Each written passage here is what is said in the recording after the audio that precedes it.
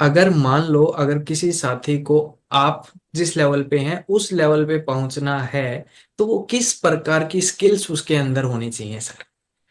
जी। अगर कोई आ, साथी आपके लेवल तक पहुंचना चाहता है, पार्ट टाइम में या फुल टाइम में, तो किस तरीके की स्किल्स उसके अंदर होनी चाहिए?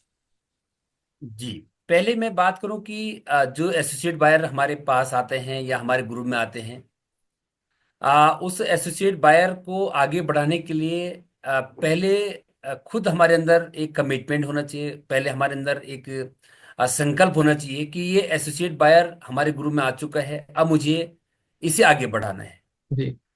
उस एसोसिएट बायर की क्षमता से पहले हमें अपनी क्षमता को देखना होगा। आज क्षमताएं बहुत सारी होती है, बहुत ज्यादा होती है। लेकिन उन क्षमताओं को निखारने वाला व्यक्ति चाहिए, उन क्षमताओं को एक प्लेटफॉर्म से आगे बढ़ाने वाला व्यक्ति चाहिए। और मेरा ये मानना है कि यदि हमारी अपलाइन एक्टिव है, एनर्जेटिक है, तो जो नए एसोसिएट बायर हमारे पास आते हैं उनको भी हम बहुत आगे बढ़ा सकते हैं।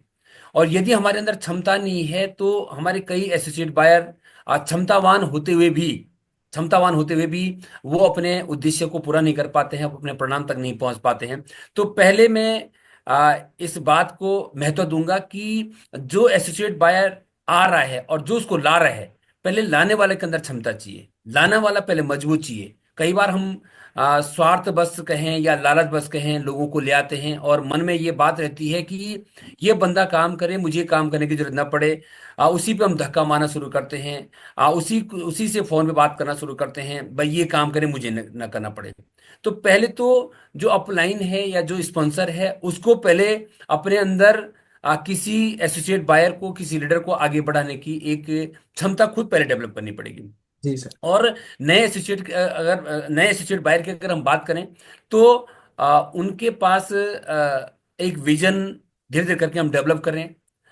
उनके अंदर लर्निंग एटीट्यूड हम डेवलप करें।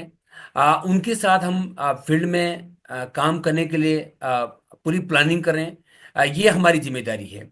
और नए एसोसिएट बायर से मैं यही कहना चाहूँगा कि वो लर्निंग एटीट्यूड के साथ आगे बढ़े, बिलीव के साथ आगे बढ़े। और जो अपनी एक्टिव और इफेक्टिव अपलाइन है उस उसको पूरा फॉलो करते हुए आगे बढ़े। उसके ऊपर ब्लाइंड फेथ कर लें कि ये बंदा जरूर मुझे आगे बढ़ाएगा, ये बंदा मुझे जरूर कामयाबी तक पहुंचाएगा। तो इसमें दोनों का रोल बहुत महत्वपूर्ण है। एसोसिएट बायर के अंदर भी क्षमता होनी चाहिए, और जो स्पॉन्सर हैं वो भी, या स्पॉन्सर या उससे ऊपर की जो अपलाइन है वो भी इस तरह की क्षमता रखता हो कि वो नए एसोसिएट बायर को संभाल सकते हैं।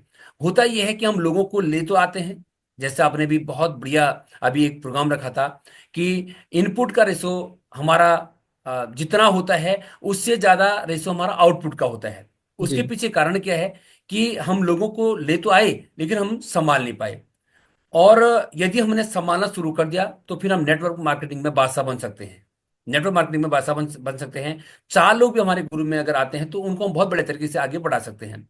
तो इसमें दोनों की जो क्षमता है वो दोनों की क्षमता होनी बहुत आवश्यक है। और नए एसोसिएट बायर के ड्रीम को हम सुनिश्चित करें। मैं अब अगर अपनी वर्किंग प्रोसेस की अगर बात करूं तो मैं जो पहले फोकस करता हूं, मैं ड्रीम पे फोकस करता हूं। कोई भी नया एसोसिएट बायर मेरी टीम में आता है, मैं उसके ड्रीम्स पे बात करता हूं कि आपके ड्रीम क्या है, आपको क्या चाहिए। 2 महीने में, 4 महीने में, 5 महीने में आप क्या लेना चाहेंगे, आपके बच्चों का बर्थडे कब है, आपकी शादी की सालगिरह कब है, आपका बर्थडे कब है। एक इमोशनल अटैचमेंट ड्रीम के साथ करने की कोशिश मैं करता हूं। उसका ड्रीम को लिखवाने की कोशिश करता हूं कि आप जो है लिखें, अपने हाथों से लिखें। आपको कब क्या चाहिए, आपको कब क्या मिलेगा, क्या मिलना चाहिए। तो जब एसोसिएट बायर इन बातों को, जो हमारा नया डिस्ट्रीब्यूटर है, इन बातों को थोड़ा सा इमोशनली लेने की कोशिश करता है, वो लिखता है। वो फिर जो है थोड़ा सा महसूस करने की कोशिश करता है, फिर हम उसको लगातार लगातार इन इन बातों पे फोकस करवाते हैं। फिर उनके साथ फील्ड वर्क में हम जो है जाना शुरू करते हैं, उनको लीडर बनाना शुरू करते हैं। उनके संकोच और जो हेजिटेशन है या ईगो है उसको धीरे धीरे करके दूर करना शुरू करते हैं। तो नए एसोसिएट बायर निखरना शुरू होता है। और जब नया एसोसिएट बायर निखरना शुरू होता है, उसके अंदर लीडरशिप की क्वालिटी जब शुरू होती है, तो फिर जो है वो फिर कामयाबी की तरफ बढ़ना शुरू होता है। वो फिर जो है अपने लक्ष्य की तरफ बढ़ना शुरू होता है। तो यहाँ पे दोनों का रोल बहुत महत्वपूर्ण है। एसोसिएट बायर का भी और लीडर का भी, जिसने उसको स्पॉन्सर किया है या जो उसको संभाल रहा है।